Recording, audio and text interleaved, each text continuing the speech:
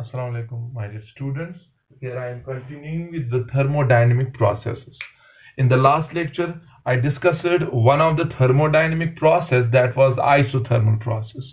So, beta isothermal process, I discussed it in detail that time. What isothermal process is, what is the equation of state for isothermal process, what is the derivation for thermodynamic work during isothermal process.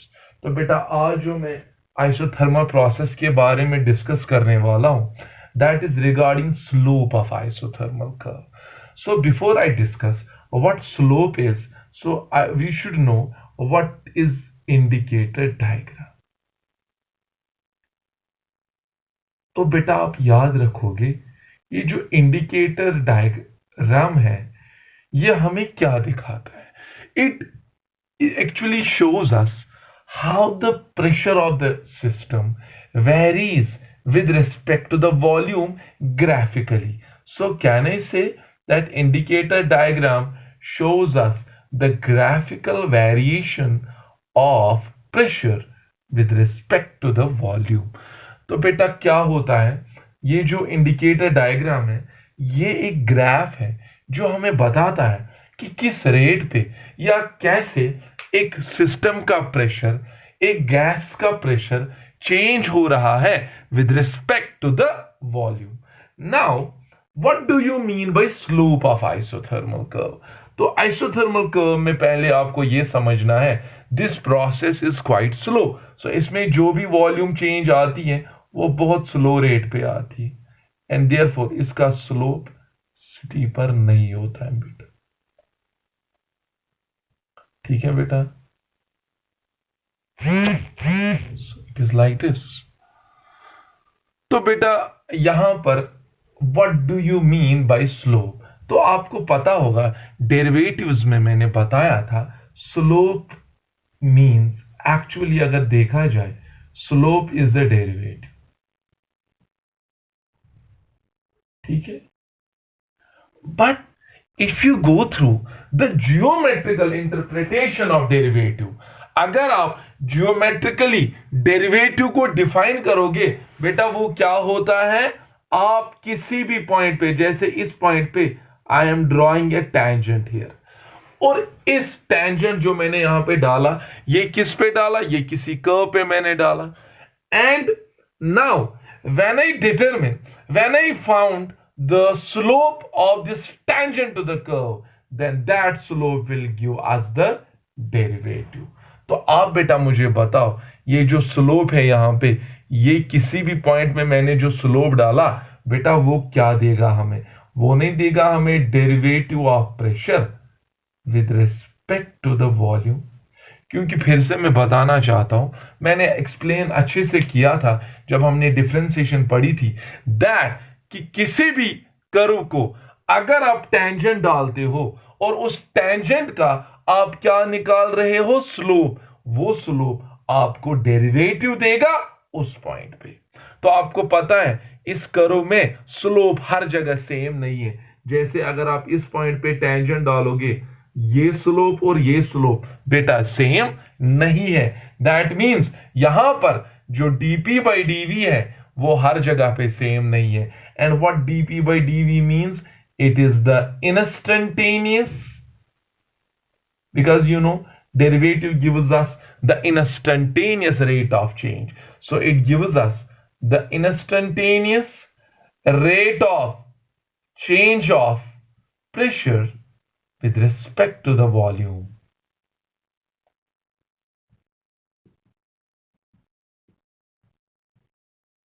सो याद रखा बेटा.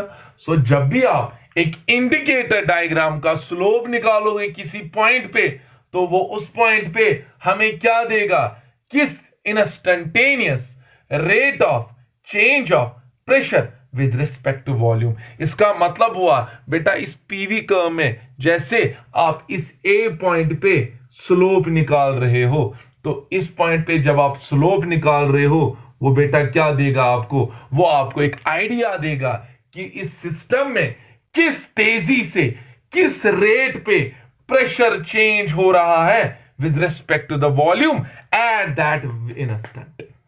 Is that clear? इस volume पे जैसे इसका volume change हो रहा है, मैं आपको बता रहा हूं, जब इस सिस्टम का वॉल्यूम यहां पहुंचा, से दिस इज वी डैश, तो इस वी डैश के वॉल्यूम पे इसमें rate of change of pressure कितना है, तो आप यहां से स्लोप से आप वो निकाल सकते हो। तो जब भी आप पीवी कर्व का स्लोप निकाल रहे हो बेटा, वो स्लोप आपको क्या देता है? Instantaneous rate of change of pressure with respect to the volume. So here you know the slope at different points will be different. Therefore, rate of change of pressure with respect to the volume will be different at different points. आप देखो बेटा, यहां पर initial volume पे steepness maximum है, लेकिन धीरे धीरे as the volume increases steepness decreases, so that means rate of change, जिस तेजी से इनिशियली प्रेशर डिक्रीज होगा, बाद में वो रेट कम हो जाएगी। So at what time the rate of change of pressure will be maximum? It will be at zero initial time, initial volume, zero volume, तो वहां पर रेट ऑफ चेंज सबसे ज्यादा होगी बेटा। सो अब हमें पता है बेटा, हम ये आइसोथर्मल कर्व का स्लोप निकालना चाहते हैं, तो आप कैसे निकालोगे? You must be aware about the equation of state for isothermal curve, for isothermal process। वो हमने ऑलरेडी डिस्कस किया था, वो ये है that product of pressure and volume remains constant, but what is the condition? That temperature must be constant। अब बेटा मैं क्या कर रहा हूं, मुझे क्या निकालना है? what I am going to determine? I am going to determine the slope।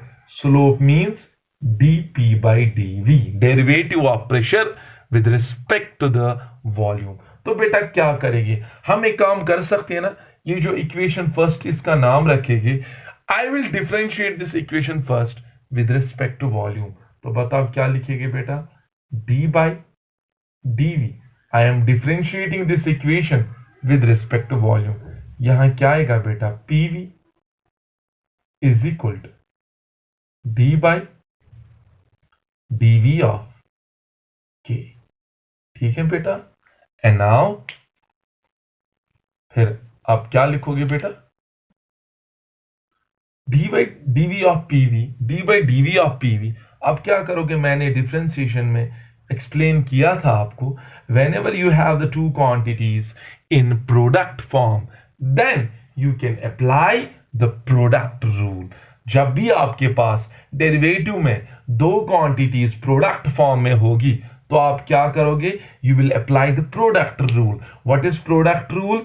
First as it is into differentiation of second, plus second quantity as it is into differentiation of first. So shall I write it like this? P into d by dV of V plus second, what is second quantity? V, d by dV of P is equal to 0। ठीक है बेटा, and you know what is d by dV of P? बेटा ये 1 होता है ना basic differentiation में, जैसे d by dx of x, that is 1। similar is for d by dV of V। similarly for d by dV of V the value is again 1। so यहां क्या आएगा? P times 1 plus V times, yes, dP by dV is equal to 0। लेकिन हमें क्या निकालना है बेटा question में? Slope of isothermal curve. And what slope means? Slope is dP by dV। तो बेटा dP by dV हमें निकालना है ना, so I will write here dP by dV। what dP by dV is? It is the slope, but of which curve? Isothermal। so I will put the subscript here iso। so dP by dV of iso, it means I want to determine the slope of isothermal curve। बेटा किसके बराबर आएगा? dP by dV को यहां ही रखो, इस P को right side से ले जाओ, it will be minus P, और बेटा जो भी इसके साथ है वो डिनोमिनेटर में आएगा यहां। So dP by dV slope of isothermal curve बेटा किसके बराबर निकला? Minus P by V। Why minus? because slope is decreasing here. Slope is not increasing, it is decreasing. Or I can say that here एक quantity के बढ़ने से दूसरी quantity घट रही है. With increase in volume, pressure decreases. That's why the slope will be negative. या मैंने क्वाड्रेंट से भी बताया था आपको, आप कैसे इसको देख सकते हो क्वाड्रेंट रूल से. सेकंड क्वाड्रेंट में all the trigonometric ratios are negative except sine. So tan भी क्या होगा negative. That's why it is negative. Since the slope here lies in the second quadrant, and in second quadrant all the trigonometric ratios are negative except sine. So slope तो tan होता है, तो tan भी उसमें क्या होगा negative. So slope of isothermal curve बेटा किसके बराबर आया, minus P divided by V. तो इसका मतलब क्या हुआ, अगर आपको इंडिकेटर डायग्राम दी होगी बेटा आइसोथर्मल प्रोसेस की, जैसे मैं यहां पे ऐसे दे रहा हूं, suppose this is the graph between P and V, and I want to know कि किसी भी पॉइंट पे, जैसे मैं यहां देखना चाहता हूं एट दिस वॉल्यूम, से दिस इज वॉल्यूम V1, मैं बेटा यहां पे ये देखना चाहता हूं what is the slope, what is the slope of isothermal curve at volume V1. Since with the change in volume the slope is continuously changing. क्या यहां स्लोप हर जगह सेम है, नहीं, स्टीपनेस चेंज हो रही है. सो अगर मैं यहां पर स्लोप देखना चाहता हूं तो मैं इसका क्या देखूंगा, I will find out it is corresponding pressure. तो मान लो इस वॉल्यूम V1 पे बेटा इसका प्रेशर है P1, then what will be the slope here? It will be equal to minus P1 divided by V1. तो बेटा ये क्या देगा, it will give us the rate of change of pressure with respect to the volume at what volume V1. तो अगर इस volume पे आप देखना चाहते हो कि इस सिस्टम का प्रेशर किस तेजी से चेंज हो रहा है, आप देखोगे उस वॉल्यूम पे कॉरस्पॉन्डिंग प्रेशर क्या है, then divide the pressure with respect to its volume, then that will give you the slope. Similarly अगर आप देखना चाहते हो एट दिस वॉल्यूम से V2, आप बेटा देखना चाहते हो यहां पर इस वॉल्यूम पे रेट ऑफ चेंज या स्लोप कितना है, तो आप क्या करोगे, आप इसका कॉरस्पॉन्डिंग प्रेशर निकालोगे, say that is P2, then what will be the slope at that point, that will be minus P2 divided by V2. So ऐसे बेटा हम आइसोथर्मल कर्व का स्लोप निकालते हैं. So in nutshell we can say that isothermal curve का जो slope होता है और आइसोथर्मल कर्व में जो instantaneous rate of change of pressure with respect to the volume होता है, that is the ratio of instant pressure and instant volume. यानी कि जिस पॉइंट पे आपको ये चेंज देखनी है, जिस पॉइंट पे आपको स्लोप निकालना है, आप उस पॉइंट पे वॉल्यूम देखोगे कितना है, आप उस पॉइंट पे प्रेशर देखोगे कितना है, then divide the pressure with the volume, that will give you the slope. So ये था बेटा discussion about the slope of isothermal curve. So here I have finished the isothermal process. Now एक छोटी मोटी numerical मैं इस isothermal process पे दिखाना चाहता हूं. सो आप अच्छे से सुनो न्यूमेरिकल क्या है. So question is like this, a gas या an ideal gas expands, okay, an ideal gas expands isothermally.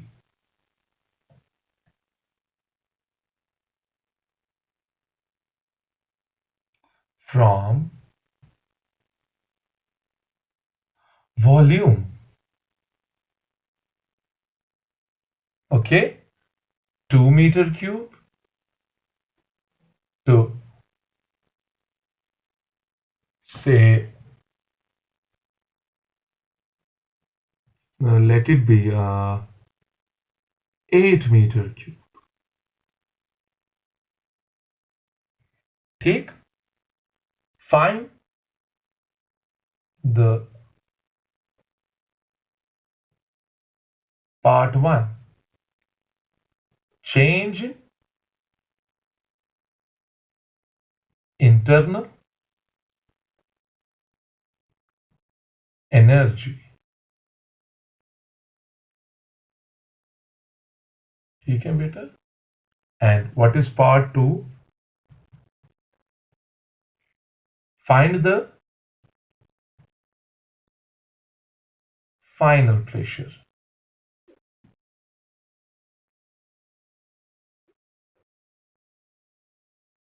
If initial pressure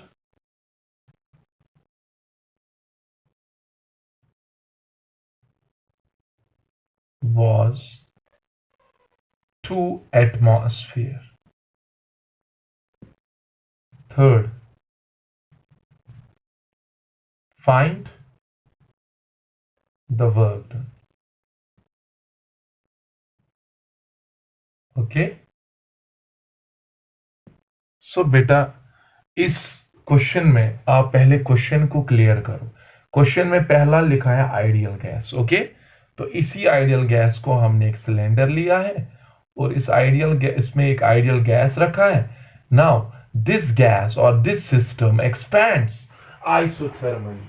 isothermally आपको पता है that temperature will be constant. And now इस सिस्टम का वॉल्यूम चेंज हो रहा है from 2 metre cube to 8 meter cube. Okay, now what is the first question? Find the change in internal energy. Now if you remember, I discussed it already in my previous lecture that ये जो internal energy होती है बेटा ideal gases के लिए it is function of temperature only. Now for isothermal process बेटा ये जो isothermal process है इसके लिए टेम्परेचर क्या होता है? कांस्टेंट. तो बेटा जब इस सिस्टम में इस प्रोसेस में टेम्परेचर कांस्टेंट होगा तो इंटरनल एनर्जी भी क्या रहेगी? Constant. And when internal energy is constant, what is the change in internal energy? Zero.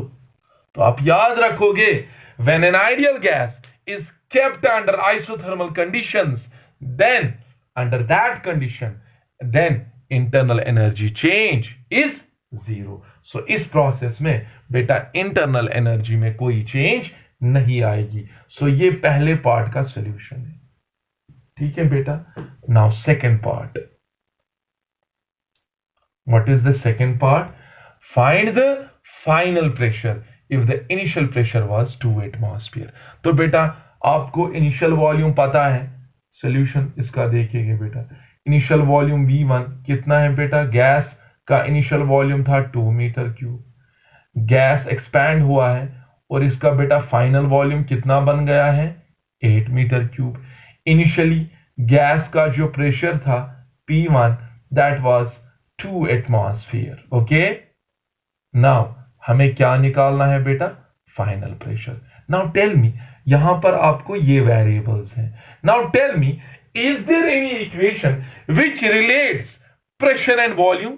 Yes, there is an equation known as equation of state जो हमें ये कहता है कि product of pressure and volume always remain constant under constant temperature. तो बेटा क्या करेंगे? मैं यहां पे ऐसे लिख सकता हूं that equation of state can be written as P1 V1, okay, is equal to P2 V2. Now let us substitute the values. P1, what is the initial pressure? 2 atmosphere. Okay, along with the unit के साथ लिखना बेटा. What is the initial volume? That is 2 meter cube is equal to what is the final pressure? That is what I am supposed to determine into what is volume V2. कहां पहुंचा है बेटा? 8 metre cube पे. तो बेटा कितना आएगा? P2. P2 आएगा देखो 2 metre cube 2 atmosphere into 2 metre cube divided by 8 metre cube. तो बेटा यूनिट ये कैंसल हो गया. 2 4s are 8, 2 2s are 4, 1/2 atmosphere, that is 0.5 5 atmosphere. It is obvious when volume increases pressure should decrease. तो बेटा कितना प्रेशर बन गया इसका फाइनली 0.5. इन फैक्ट अब हमें क्या निकालना है, वर्क डन. सो यहां पर वॉल्यूम के बढ़ने से प्रेशर घट गया. इनफैक्ट आप यहां पे स्लो भी निकाल सकते हो इनिशियल स्टेट पे और फाइनल स्टेट पे. इनिशियल स्टेट पे कैसे निकालोगे slope, minus P1 by V1. Final state पे कैसे निकालोगे slope, minus P2 by V2. तो आप सीधे देख सकते हो यहां पर क्या रेट ऑफ चेंज आ रही है, यहां पर क्या आ रही है, या in the between them, between these values change क्या आ रही है, rate of change of pressure कितना है. So you can do it. So now the last one, find the thermodynamic work. So अब लास्ट पार्ट जो है उसमें हमें बेटा क्या निकालना है, वर्क निकालनी है. ठीक है बेटा, तो कैसे निकालोगे work. Now you know the expression for the thermodynamic work in terms of volume, it is equal to expansion के time positive 2.303 nRT log to the base 10 of what, V2 by V1. Is that clear? So बाद में आप बेटा क्या लिखोगे, 2.303. okay, now here the moles are not given, so let us consider it is 1 mole of gas. हम यहां पे question में चेंज ला सकते हैं, 1 mole of an ideal gas. okay, मैं ऐसे लिख रहा हूं, 1 mole of an ideal gas. so 2.303 into 1 into, तो बेटा ये जो R है आपने स्टेट्स ऑफ मैटर में पढ़ा होगा, ये जो R होता है इस R को गैस कांस्टेंट कहते हैं. और इस गैस कांस्टेंट का वैल्यू अगर एसआई सिस्टम में देखोगे इट इज 8.314 जूल पर केल्विन पर मोल. सो आप क्या लिखोगे आर के बदले, 8.314. ओके, लेकिन मसला है टेम्परेचर तो फिक्स है ना, आइसोथर्मल प्रोसेस में टेम्परेचर तो कांस्टेंट होता है. सो इस क्वेश्चन में एक और चीज बेटा आप ऐड करोगे, इस सिस्टम को हमने मेंटेन किया है टेम्परेचर 25 डिग्री, जिसको एम्बियंट, ये 25 डिग्री को रूम टेम्परेचर भी कहते हैं, and it is also known as ambient temperature. Heat transfer में इसको एम्बियंट टेम्परेचर भी कहते हैं.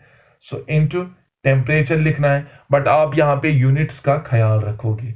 यहां पर आर का वैल्यू जूल पर केल्विन में लिया, तो हम क्या करेंगे बेटा, हम इसको भी टेम्परेचर को भी केल्विन में लेंगे. So what should I right, temperature in kelvin is 25 plus 273. okay, if you want to convert it into Kelvin, because here R is in Kelvin, तो ये भी Kelvin में आना चाहिए. log to the base 10. what is the final volume, 8. what is the initial volume, 2. तो बेटा यहां पर क्या आंसर आएगा, 2.303 into 8.314 into 25 plus 273, that is how much, that is 300, 273, 25, 298 Kelvin. or log to the base 10, 8 by 2, that is log to the base 10 of 4. ठीक है बेटा. so यहां पर I will further solve it, it will be 2.303 into 8.314 into 298, and you must know what log of 4 is. yes, log to the base, log of 2 is 0.3 and log of 4 is 0.6. okay, so beta solving this you will get the solution in joules. is that clear? so this is how can we do such numericals. so बहुत important numerical है, NCERT पे भी ये question आता है. सो आज हमने isothermal process के बारे में जो भी डिस्कशन था, I have finished it, and इंशाल्लाह my next session, my next lecture will be based on the second thermodynamic process, which we call as adiabatic process, or that is also known as isentropic process. Thank you.